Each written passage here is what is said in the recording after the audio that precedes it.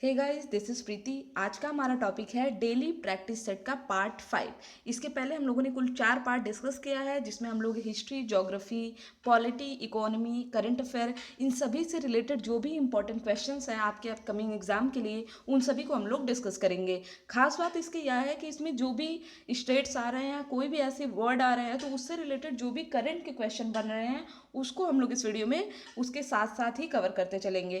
ठीक, तो आइए शुरू करते हैं टॉपिक को। शुरू करने से पहले मैं चाहूँगी कि अगर आपने चैनल को सब्सक्राइब नहीं किया है तो चैनल को सब्सक्राइब कर लें और बेल आइकन पर जरूर प्रेस करें। इसके अलावा अगर आप कॉम्पिटेटिव एग्जाम की तैयारी करते हैं तो इन सभी विषयों के लिए हमारे चैनल को सब्सक्राइब कर सकते हैं और प्लेलिस्ट में फ्री वीडियो क्लासेस देख सकते हैं।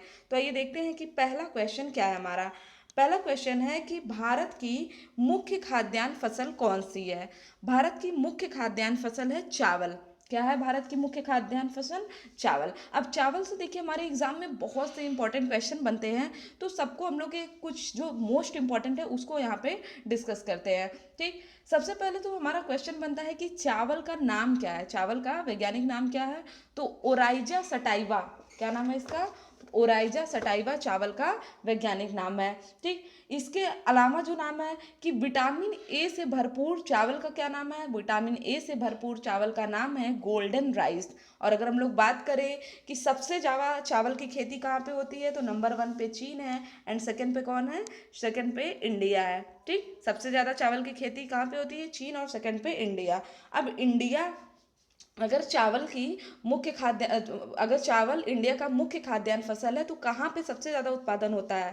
सबसे ज़्यादा उत्पादन होता है पश्चिम बंगाल में। ठीक, आपको अगर चावल के बारे में डिटेल में पढ़ना है तो आप हमारे एग्रीकल्चर के प्लेलिस्ट में जाइए, मैं आपको यहाँ पे कार्ड में लिंक दे दूँगी, आप जा करके वहाँ पे देख सकते हैं। ठीक, और इसके अलावा एक क्वेश्चन आता है कि अंतर्राष्ट्रीय चावल अनुसंधान संस्थान कहाँ पे है? तो अंतर्राष्ट्रीय चावल अनुसंधान संस्थान है मनीला, फिलीपींस में। ठीक, और उसी का एक रीजनल ऑफिस खुला है कहाँ पे? यह खुला है वाराणसी में। 2018 का न्यूज़ है करंट अफेयर का कि अंतर्राष्ट्रीय चावल अनुसंधान संस्थान का क्षेत्रीय कार्यालय कहाँ पे खुला है? तो वाराणसी, भारत। याद रखिएगा, बहुत ही ज़्यादा इंपॉर्टेंट क्वेश्चन है। ठीक, चलिए अगले क्वेश्चन की बात करते हैं। अगला क्वेश्चन हमारा कि वर्ड प्रोसेसिंग एवं स्प्रेडशीट किसका उदाहरण है? यह दोनों देखिए एप्लीकेशन सॉफ्टवेयर के उदाहरण हैं। ये क्वेश्चन हमारा है कंप्यूटर से, और आपको पता है कि जो सॉफ्टवेयर होते हैं वो कुल 3 प्रकार के होते हैं। पहला तो होता है हमारा सिस्टम सॉफ्टवेयर, दूसरा होता है एप्लीकेशन सॉफ्टवेयर जिसपे हम लोग काम करते हैं। सिस्टम सॉफ्टवेयर मतलब जिसे कंप्यूटर रन करने के लिए भी सॉफ्टवेयर की ज़रूरत होती है। और दूसरा होता है हमारा यूटिलिटी सॉफ्टवेयर। क्या है? यूटिलिटी सॉफ्टवेयर, जैसे हमारा एंटीवायरस हो गया, डिस्क डिफ्रेगमेंटर हो गया, ये सब क्या है? यूटिलिटी मतलब कंप्यूटर को चलाने में उसकी उपयोगिता को बढ़ाते हैं। अगर वायरस है तो कंप्यूटर ठीक से चलेगा नहीं, और इस तरह के यूटिलिटी सॉफ्टवेयर से वह अच्छे से वर्क करेगा। ठीक, इसके अलावा जान लेते हैं कंप्यूटर का फादर किसे कहा जाता है? तो चार्ल्स बैबेज को कंप्यूटर का फादर कहा जाता है। चलिए कंप्यूटर से एक मैं करंट अफेयर का जो लेटेस्ट क्वेश्चन है वो आपको बताती हूँ। अरोरा सुपर कंप्यूटर, इस समय जो विश्व का सबसे तेज चलने वाला सुपर कंप्यूटर है वह किसने बनाया है? समिट नाम है इसका, और यह बनाया गया है अमेरिका के द्वारा। इसके अलावा अमेरिका ने कहा है कि वह इससे भी तेज चलने वाला कंप्यूटर बनाएगा, अरोरा सुपर कंप्यूटर। कौन बनाएगा? अमेरिका ही बनाएगा। भारत के पास कौन सा सुपर कंप्यूटर है वर्तमान में? प्रत्युष। ठीक, तो याद रखिएगा कि जो अपकमिंग सुपर कंप्यूटर होगा वह कौन सा होगा? एरोरा। यह किसके द्वारा बनाया जाएगा? 2021 या 22 तक यह अमेरिका द्वारा बनाया जाएगा। ठीक है, चलिए नेक्स्ट है हमारा कि निम्नलिखित में से कौन सा भारत का शास्त्रीय नृत्य नहीं है? सॉरी, भारत का शास्त्रीय नृत्य नहीं है। ठीक है, तो इसमें हमारा सही आंसर होगा भांगड़ा। देखिए भरतनाट्यम, कथकली, कथक, ये सब क्या है? ये सब शास्त्रीय नृत्य है, जबकि भांगड़ा क्या है? पंजाब का लोक नृत्य है। होता क्या है देखिए, शास्त्रीय नृत्य एक पर्टिकुलर कोई नृत्य होता है, और दूसरा होता है जो रीजनल क्षेत्र, जो कि क्षेत्र में जो वहाँ के क्षेत्र होते हैं किसी पर्टिकुलर राज्य के, उसको क्या कहते हैं हम लोग? लोक नृत्य। लोक नृत्य बहुत ज़्यादा होते हैं, शास्त्रीय नृत्य एक ही होता है। ठीक, तो अब हम लोग देख लेते हैं कि जो भी ये हमारे शास्त्रीय नृत्य दिए हुए हैं ये कहाँ कहाँ के हैं। देखिए तमिलनाडु का है भरतनाट्यम, उत्तर प्रदेश का है कथक, और कथकली कहाँ का है? केरल का शास्त्रीय नृत्य है, जबकि भांगड़ा पंजाब का लोक नृत्य है। इसके अलावा पंजाब में एक और नृत्य होता है जिसका नाम है गिद्दा। ठीक है, अब असम में कौन सा होता है? असम में होता है हमारा बिहू, उसके अलावा आंध्र प्रदेश में कुचिपुड़ी, गुजरात में गरबा, ठीक, और हमारा फिर है आंध्र प्रदेश में कुचिपुड़ी, ठीक। तो ये हमारे इंपॉर्टेंट नृत्य। चलिए अगले क्वेश्चन की बात करते हैं। निम्नलिखित में से कौन सा देश सार्क का सदस्य नहीं है? सार्क का देखिए फुल फॉर्म होता है दक्षिण एशियाई क्षेत्रीय सहयोग संगठन। इसमें कुल 8 देश होते हैं। सार्क में कुल कितने देश होते हैं? 8 देश। इसमें मेंबर चीन नहीं है, ठीक है। इसमें कौन मेंबर नहीं है? इसमें चीन मेंबर नहीं है। तो कौन कौन से हैं? अफगानिस्तान है, पाकिस्तान है, नेपाल भी है। इसके अलावा मालदीव है, भूटान है, श्रीलंका है, भारत है, ठीक, अफगानिस्तान है, बांग्लादेश है। ये सभी 8 देश क्या है? सार्क के मेंबर हैं। अब सार्क का मुख्यालय से भी क्वेश्चन आता है कि सार्क का मुख्यालय कहाँ है? तो सार्क का मुख्यालय है काठमांडू में। इसकी स्थापना कब हुई है? तो 1985 में, ठीक। अगले क्वेश्चन की बात करते हैं। राष्ट्रीय गणित दिवस किसके जन्मदिन के अवसर पर मनाया जाता है? तो हमारा सही आंसर क्या होगा? श्रीनिवास रामानुजन के जन्मदिन के अवसर पर राष्ट्रीय गणित दिवस मनाया जाता है। कब है इनका जन्मदिन? 22 दिसंबर को मनाया जाता है राष्ट्रीय गणित दिवस के रूप में। जिसकी शुरुआत कब से की गई? तो सन 2012 से इसकी शुरुआत की गई। अब गणित हमने पढ़ लिया तो विज्ञान को क्यों छोड़े? 28 फरवरी को मनाया जाता है राष्ट्रीय विज्ञान दिवस, ठीक। अगला क्वेश्चन हमारा कि भारतीय वन प्रबंधन संस्थान कहाँ पे स्थित है? तो भारतीय वन प्रबंधन संस्थान स्थित है हमारा भोपाल में। कब बना था यह? 1982 में। अब भोपाल से हमारे कई इंपॉर्टेंट क्वेश्चन है, ठीक है। भोपाल क्या है? मध्य प्रदेश की कैपिटल है। अब आपको पता है कि जो क्लीननेस सर्वे हुआ है, हमारा स्वच्छता सर्वेक्षण हुआ है 2019 का, यह 4 से लेकर के 31 जनवरी के मध्य हुआ है। मात्र 28 दिन में इसको पेपरलेस, इसका जो पूरा काम था वो पेपरलेस हुआ है। तो इसमें जो क्लीनेस्ट कैपिटल का अवार्ड मिला है वो किसे मिला है? भोपाल को, क्लीनेस्ट कैपिटल, ठीक, मध्य प्रदेश की कैपिटल। इसके अलावा जो क्लीनेस्ट सिटी का अवार्ड है वह भी मध्य प्रदेश का ही शहर है इंदौर। इनको मिला है क्लीनेस्ट सिटी और क्लीनेस्ट कैपिटल, दोनों अवार्ड किसको मिला है? मध्य प्रदेश को मिला है, ठीक। अब मध्य प्रदेश में आपको पता है कि दलहन उत्पादन में मध्य प्रदेश नंबर 1 पे है। मध्य प्रदेश के वर्तमान में सीएम कौन है? कमलनाथ है वर्तमान में मध्य प्रदेश के सीएम। याद रखिएगा, इंपॉर्टेंट क्वेश्चन है, ठीक। नेक्स्ट है हमारा कि निम्नलिखित में से कौन सा युग्म सही सुमेलित नहीं है? सितार, विलायत खान, ठीक है। सितार कौन बजाता है? विलायत खान, तो सही है। तबला कौन बजाता है? तो जाकिर हुसैन बजाते हैं तबला। सरोद कौन बजाता है? अमजद अली खान।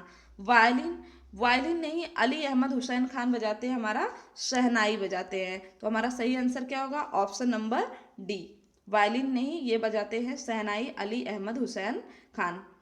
नेक्स्ट है हमारा कि निम्नलिखित में से कौन सी आकृति नदी द्वारा निर्मित नहीं होती है? तो देखिए गोखुर झील भी बनता है, जलप्रपात भी बनता है, वी आकार की, यू आकार की जो घाटी होती है या नदी द्वारा निर्मित नहीं होता है, या हिमानी द्वारा निर्मित होती है। यू आकार की घाटी किसके द्वारा निर्मित होती है?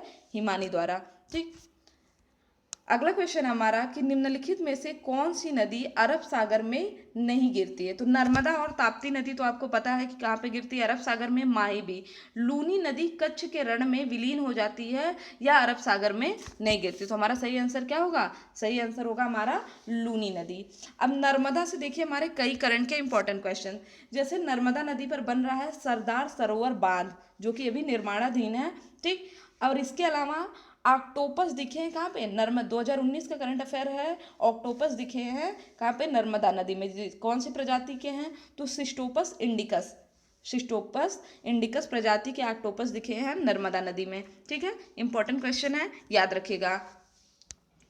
ये कहाँ पे है? गुजरात में बन रहा है सरदार सरोवर बांध, ठीक है। कहाँ पे? गुजरात में। और इसके अलावा गुजरात में है हमारा स्टैचू ऑफ यूनिटी जिसकी ऊंचाई है 182 मीटर, ठीक है। अगला क्वेश्चन हमारा कि निम्नलिखित में से किस राज्य में एशियाई शेरों के लिए गिर अभ्यारण्य है? तो एशियाई शेरों के लिए गिर अभ्यारण्य कहाँ पे है? गुजरात में है, ठीक। मैंने आपको बहुत पहले ही बताया था कि एशियन शेर कहाँ के फेमस है? गुजरात के। ये अफ्रीकी शेरों से ही मिलते जुलते होते हैं। इसके अलावा इनको बचाने के लिए गुजरात की सरकार ने एक परियोजना भी लॉन्च की है किस मंत्रालय ने? तो पर्यावरण वन एवं जलवायु परिवर्तन मंत्रालय द्वारा इनको बचाने के लिए, एशियाई शेरों को बचाने के लिए परियोजना भी लॉन्च की गई है। अब यहाँ पे देख लेते हैं, यहाँ पे हम लोग बात कर रहे हैं अभ्यारण्य की, तो राजस्थान, पश्चिम बंगाल और मध्य प्रदेश में कुछ इंपॉर्टेंट नेशनल पार्क है, उनको देख लेते हैं। जैसे राजस्थान में क्या है? रणथंभौर, दूसरा है सरिस्का, तीसरा हमारा केवला देवी। अब मध्य प्रदेश की बात करें तो मध्य प्रदेश में है कान्हा, इसके अलावा माधवगढ़, और तीसरा है संजय। संजय वाला अभी एग्जाम में आया भी था कि संजय नेशनल पार्क कहाँ पे है, तो मध्य प्रदेश में है संजय नेशनल पार्क। पश्चिम बंगाल की बात करें तो यहाँ पे है सुंदरवन, बुक्सा और गोरुमारा, ये 3 नेशनल पार्क है कहाँ पे? पश्चिम बंगाल में। ठीक, चलिए अगले क्वेश्चन की बात करते हैं। अगला क्वेश्चन हमारा कि निम्नलिखित में से किस झील का विस्तार आंध्र प्रदेश एवं तमिलनाडु में है? तो हमारा सही आंसर क्या होगा? पुलिकट झील का विस्तार आंध्र प्रदेश और तमिलनाडु में है। आंध्र प्रदेश में इसका विस्तार 84% है, जबकि तमिलनाडु में मात्र 16% इसका विस्तार है। अब आंध्र प्रदेश से रिलेटेड कुछ इंपॉर्टेंट क्वेश्चन है। आंध्र प्रदेश के सीएम है चंद्रबाबू नायडू, जो कि भारत के सबसे अमीर सीएम है। इसके अलावा आंध्र प्रदेश में भारत का 25वां हाईकोर्ट बना है, यहाँ के अमरावती में। ठीक, भारत में अब हाईकोर्ट की संख्या कितनी हो गई है? 25 हो गई है। ठीक, अब हम लोग बात करते हैं अगला, यहाँ पे कोलेरू झील, जो कि हमारे ऑप्शन है, इसको भी हम लोग डिस्कस करते चलते हैं। ये कहाँ पे है? तो यह भी है आंध्र प्रदेश में। फिर हमारा चिल्का झील, यह कहाँ पे है? या उड़ीसा में है। केरल में है वेम्बानाड झील, और यह एक प्रकार की लैगून झील है। ठीक, चलिए अगले क्वेश्चन की बात करते हैं। निम्नलिखित में से किस राज्य में यूरेनियम का उत्पादन होता है? तो झारखंड के जादूगोड़ा खान में होता है यूरेनियम का उत्पादन। इसके अलावा अगर हम उत्तर प्रदेश की बात करें कि उत्तर प्रदेश में यूरेनियम का उत्पादन कहाँ पे होता है, तो ललितपुर में, उत्तर प्रदेश के ललितपुर में पाया जाता है। इसको यूरेनियम सिटी भी कहते हैं। ठीक, नेक्स्ट है हमारा कि आपके पड़ोस के मकान में अचानक से आग लग जाती तो आप क्या करेंगे? सर्वप्रथम अपने मकान को बचाएंगे, लोगों को एकत्रित करने के लिए चिल्लाएंगे, गलत है, अग्निशमन दल को सूचित करेंगे। सही आंसर क्या होगा हमारा? आग बुझाने का प्रयास करेंगे और अग्निशमन दल को सूचित करेंगे। ठीक, नेक्स्ट क्वेश्चन हमारा कि किसी भी कार्य को स्वीकारने से पूर्व निम्नलिखित में से कौन से कारण आपके लिए मानक बनेंगे? तो है हमारा वेतन, ऑब्वियस सी बात है, वेतन तो मैटर करता ही है। पदोन्नति और विकास के अवसर। ठीक है, तीसरा हमारा अपने कार्यस्थल पर अपने विचारों को लागू करने की प्राप्त स्वतंत्रता। तो हमारा सही आंसर क्या होगा? ऑप्शन नंबर डी, उपरोक्त सभी। अगला क्वेश्चन हमारा कि महिलाओं को सुरक्षित यातायात सुविधा प्रदान करने के लिए किस राज्य में निर्भया बसों का परिचालन शुरू किया गया? तो सबसे पहले राजस्थान में निर्भया बसों का परिचालन शुरू किया गया।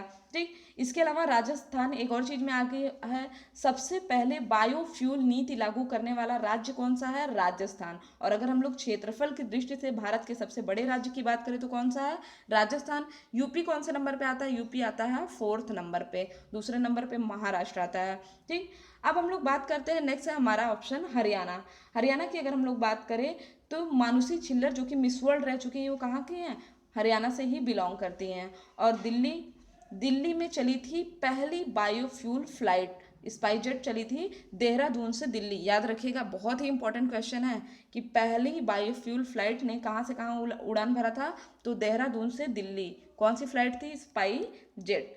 हिमाचल प्रदेश की बात करें तो अभी मैंने कल के ही करंट अफेयर में आपको पढ़ाया कि विश्व का सबसे ऊंचा पोलिंग स्टेशन कहाँ पे है?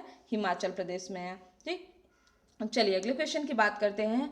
विश्व प्रसन्नता रिपोर्ट 2018 से संबंधित निम्नलिखित कथनों पर विचार करिए। हालांकि 2019 का भी रिपोर्ट आ चुका है, इसमें 156 देश शामिल हैं, बिल्कुल सही है, 2019 में भी 156 देश ही शामिल हैं। भारत का स्थान इसमें 133वां है, बिल्कुल सही बात है। और अगर हम लोग बात करें कि 2018 में हमारा भारत का स्थान कितना है, तो 19 में भारत 140वें स्थान पे आ चुका है। ठीक, कौन सा स्थान? 140, 133 पे किस में आ गया? 140 पे। पहला स्थान 2018 में भी फिनलैंड का था और 2019 में भी फिनलैंड का है। ठीक, तो हमारा सही आंसर क्या होगा?